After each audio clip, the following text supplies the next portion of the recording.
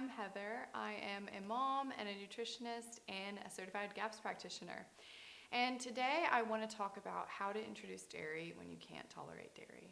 So, there are so many benefits to dairy. Cultured dairy from raw, organic cows that are grazing in the sun and clean grass. They're not given routine antibiotics in their water. They're not all the time. They're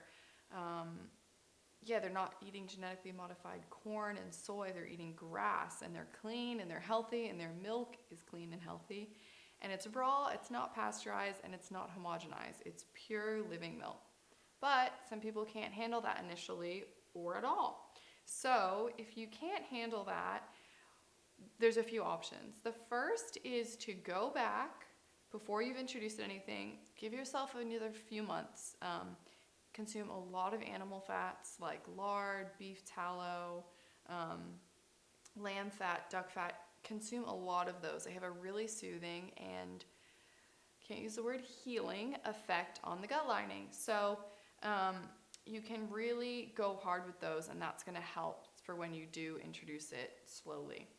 Now, if you want to introduce cow dairy and I'm not talking about anaphylactic allergy, by the way. I'm talking about sensitive. You're sensitive and it's causing a regression in your symptoms every time you try to introduce that. So the first thing is go back, include all that fat, and give yourself a bit more time to heal. The second thing is to start crazily slow. I'm talking the toothpick method. So the toothpick method is basically you're not introducing a big enough amount that your immune system is going to respond, but you're introducing it in a way that's super gentle to your immune system, basically. And basically what you do for that, this is a method. I'm not claiming it's going to work for you or anything, but it's something to try. So let's say you have your ghee right here, and you're wanting to introduce ghee. What you're going to do is, this is your toothpick.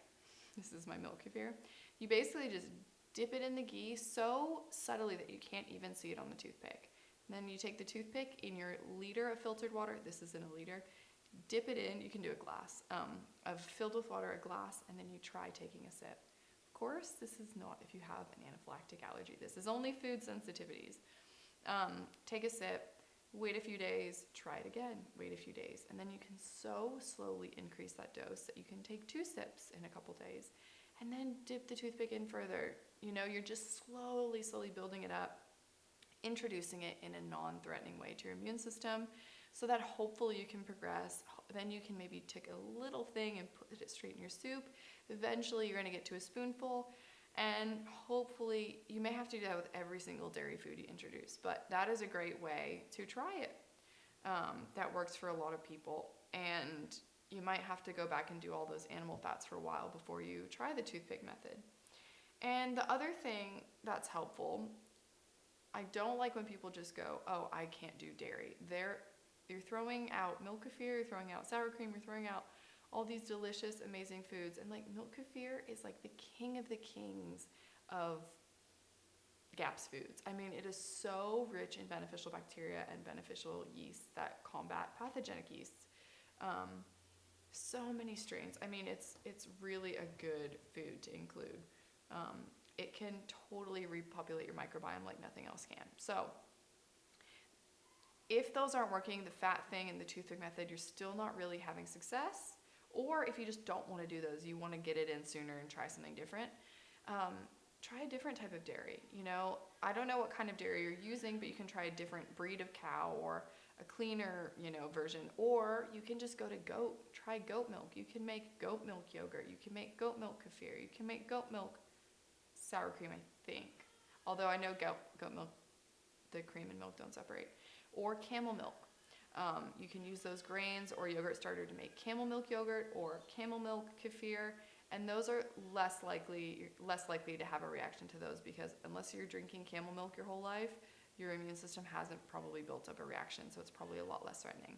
If you're going to do that, you want to do the introduction diet. So if you're on full GAPS, go back to the introduction diet, let a lot of that healing and sealing take place so that you can introduce the camel or goat yogurt and kefir, because it's going to be hard to get a hold of goat milk butter or camel milk butter, so you can't really do the whole ghee butter introduction protocol. On full GAPS, you have to go to let that healing and sealing of your gut take place, and then you can introduce the whey and the camel milk yogurt and the goat milk yogurt, or whatever you choose to do. But I just wanted to give a few options for how to get these really good foods in your diet when you can't tolerate cow dairy. So I hope some of this is helpful. I hope it gives you a bit more freedom to figure out how to introduce these foods. I don't want you to just throw the baby out with the bathwater and say, I can't do dairy, dairy's out. Let's work with your body, give it time, introduce things slowly, and try different cows, try different goats, don't give up, because, doing the cow or the goat milk dairy with the kefir or the yogurt, that might build your gut up enough with all those beneficial strains so that it can handle the cow milk dairy, and it might get you progressing a lot faster. So always talk to your practitioner, do what feels right for you. If that doesn't feel right, don't do it at all, but I just wanted to give you some options. So if you've done the toothpick method or had to increase a ton of animal fats, or even done camel milk fermented dairy or something like that, I would love to know how that went for you. You can write a comment underneath, or you can email me at groundedapproach.com, because those stories are pretty fun. So thanks for watching, and I hope you have a great day.